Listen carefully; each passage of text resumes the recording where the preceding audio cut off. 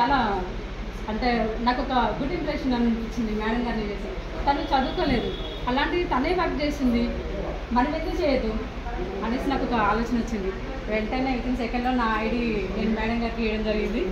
ఇంకా first June రోజే నేను అసలు ఏం చెప్తారు, ఏముంటుంది కొత్తగా, ఏముంటుంది అసలు అనేసి నేను వెతుకుతున్నాను. మేడం వాళ్ళు చెప్పే ఆ మాటలు ఏంటి, అసలు కొత్తగా మనకి మంచిగా అనిపిస్తుంది, మన భవిష్యత్తుకి ఏమన్నా పనికొచ్చేదా, పనికి రాందా, లేదంటే 10 మందిలో మనం వెళ్ళినప్పుడు మనల్ని ఏమైనా ఇన్సల్ట్ చేసేలాగా ఉంటాయా ఏంటనేది నేను చాలా వరకు నాకు అసలు లెక్క పెట్టలేని ఆలోచనలు, ఆ ఆలోచనలకి ఇవాళ నాకు ఆన్సర్ దొరికింది.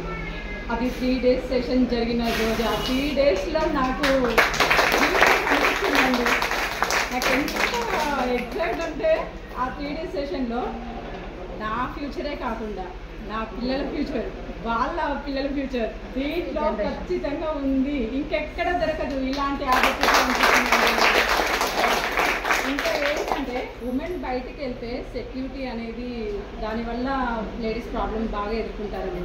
కానీ ఇందులో సంధ్యా మ్యామ్ చూస్తే ఇంకా అవి అన్నీ మనం ఎందుకు ఫేస్ చేయలేము, ఒక శక్తిలాగా మనం ఎందుకు ట్రావెల్ అవ్వలేము, మనలోనే ఉంది ఆ శక్తి, మనం ఎక్కడైనా ఎదుర్కోగలుగుతాం.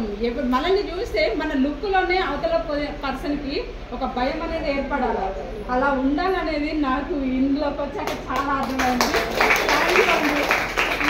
ఏంటంటే ఈ వెస్టేజ్లోకి వచ్చాక ఒక భేదం అనేది లేదండి, ఆడ మగ అనే భేదం, చిన్న పెద్ద అనేది ఏమీ లేదు. ఒక ఫ్యామిలీని చూసినట్టుగా అనిపించిందండి నాకు ఫ్యామిలీ లేదు, అది జస్ట్ చిన్న అమ్మ నాన్న అంతే, అది కూడా వాళ్ళు దూరంగా ఉంటారు.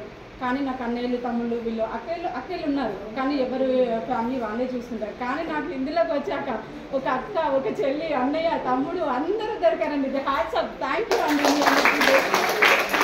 థ్యాంక్స్ చెప్పుకుంటున్నాను నేను. ఇందులోకి వచ్చాక అసలు ఒక ప్రౌడ్ అనేది కూడా ఏ పర్సన్లో నాకు కనిపించట్లేదండి, అది ఎవరిలోనైనా నాకు ఎక్కడ కనిపించలేదు. నేను ఎవరితోనైనా మాట్లాడాలన్నా కూడా నాకు షవరింగ్ వచ్చేది.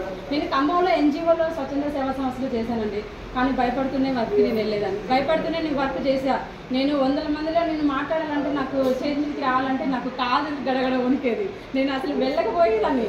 ఏదో 4 గోడల మధ్య ఉండే ఒకదాన్ని నేను NGOలో చేసినా కూడా నేను ఎందుకు భయపడుతున్నా నేను అనేసి ఈ జూమ్ మీటింగ్ ద్వారా నేను ఎందుకు మాట్లాడకూడదు, నాలో ఉన్న ఒక ఆలోచన ఎదుటి వ్యక్తిలో కూడా ఒక మార్పు అనేది తీసుకురాగలుగుతుంది కదా అనేసి నేను ఈరోజు మాట్లాడుతున్నానండి.